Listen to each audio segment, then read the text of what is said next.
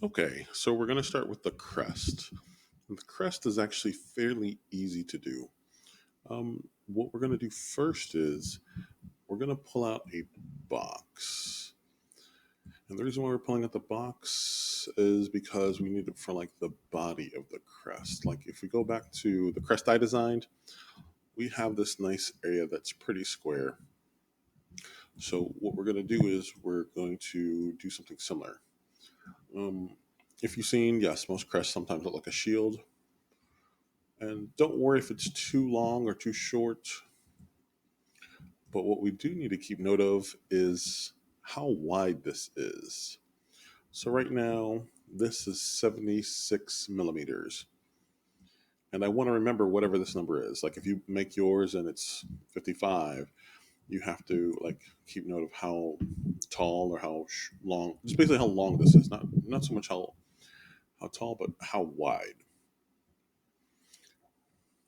Here, we'll even make it at 105. Now, once you have this first shape, we have to think about what this bottom shape will look like. If I want this nice, like rounded shape like that, one way we can do it, and I found this to be a quick and easy hack, is to actually get this heart. If I pull out this heart shape, I need to know the width of my cube that I pulled out. And in this case, I know I said 75 earlier. Right now it's set to 105. So because this is 105 on my heart, I need it to match. And one easy way is just go to the width, which is usually at the bottom. I'm going to type in 105. Now, because I have two widths that are identical, the next thing I do is select both objects. And then I believe if we go up here to the align tool, the shortcut is the letter L, and I click on it, we're going to align this so it's in the center of both objects. Um, Meaning we're going to press this like alignment point right here. We're not going to worry about aligning it to the left or the right, even though technically, because both objects are the same size, it really doesn't matter. But for this, it's safest just to press this center point. So I'm going to do that. And I know I've done that because the width on the alignment, it's grayed out. It doesn't give me a new option beyond that. I'm not going to mess with the height, with the length. I'm not going to mess with the height here, although we do need to change the height here in a little bit. But once we have that lined up, I'm going to use my arrow keys. I'm going to push, oops, should say I'm going to select just the bottom half. I'm going to push this up. And I want to find like the widest point, which I believe we can kind of see. And if you feel like you're pushing it too much, change the snap of your grid, something like zero point 0.1, and then just slowly nudge it up.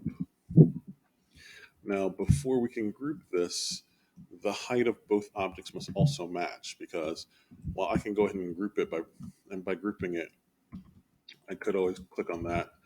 It becomes a new object. The problem is we have this break in our object, so we don't want that.